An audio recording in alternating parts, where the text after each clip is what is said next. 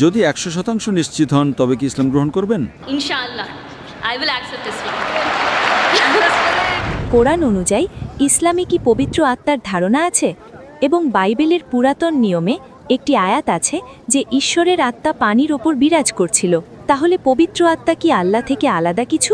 কোরআনে পবিত্র আত্মার যে সংজ্ঞা তা ইসলামের মতো এক নয়, কারণ খ্রিস্টানরা যখন পবিত্র আত্মার কথা বলে তারা মনে করে এটি ত্রিত্ববাদের একটি অংশ, যদিও ত্রিত্ববাদ শব্দটি বাইবেলের কোথাও নেই। পিতা, পুত্র এবং পবিত্র আত্মা, যখন তারা পিতা বলে তখন তারা সর্বশক্তিমান ঈশ্বরের কথা ভাবেন, যেমন একজন সান্টা ক্লজ স্বর্গে বসে আছেন আর পৃথিবীটা তার পায়ের নিচে। যখন তারা পুত্র নিয়ে কথা বলে তারা যীশু খ্রিস্ট বা ঈসা আলাইহিস-সালাম সম্পর্কে ভাবে। যখন তারা পবিত্র আত্মা নিয়ে কথা বলে তারা পেন্টেকস্টের সময় কবুতরের কথা ভাবেন, অথবা যখন যীশু খ্রিস্ট বাপ্তিস্মা নিচ্ছিলেন সে সময়ের কথা ভাবেন। কোরআনে যে আত্মার কথা বলা হয়েছে তা কি? আমি বিশ্বাস করি কোরআন এখানে প্রধান ফেরেশতা জিবরাইল আলাইহিস-সালাম সম্পর্কে বলছেন। তিনি ফেরেশতাদের মধ্যে একজন, তার অন্যতম প্রধান কাজ ছিল বাণী পৌঁছে দেওয়া মুহাম্মদ সাল্লাল্লাহু আলাইহি সাল্লামের কাছে। তাই আমরা এই ফেরেশতায় বিশ্বাস করি। তাই আপনি যদি বলেন যে সেখানে একটি আত্মা আছে, আমাদের কোনো সমস্যা নেই। প্রধান ফেরেশতা জিবরাইল আলাইহিস সালাম সম্পূর্ণ আলাদা আল্লাহ সুবহানাহু ওয়া তাআলা থেকে।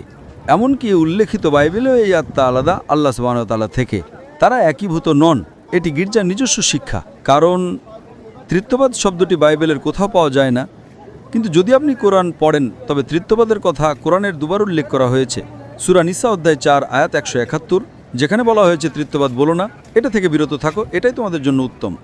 এবং একই বাণী পুনরাবৃত্তি করা হয়েছে সূরা মায়েদা অধ্যায় 5 আয়াত নম্বর 73, সেখানে বলা হয়েছে নিশ্চয়ই তারা কুফরি করছে যারা বলে যে ঈশ্বর তিনের মধ্যে এক। সুতরাং ত্রিত্ববাদ শব্দটি কোরআনে দুবার এসেছে এবং উভয় স্থানেই বলা হয়েছে যে এই ধারণাটি ব্যবহার করা ভুল। সবচেয়ে কাছাকাছি ত্রিত্ববাদের যে আয়াতটি বাইবেলে আছে সেটা হলো জনের অধ্যায় 5 আয়াত 7, যেখানে বলা হয়েছে স্বর্গে সাক্ষ্য দেওয়ার জন্য তিনজন আছেন, পিতা, বাক্য এবং পবিত্র আত্মা, আর এই তিনজনই এক।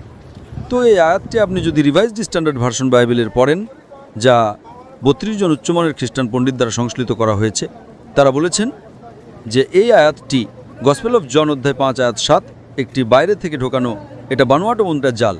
তাই তারা এই আয়াতটিকে বাইবেল থেকে বের করে দিয়েছেন।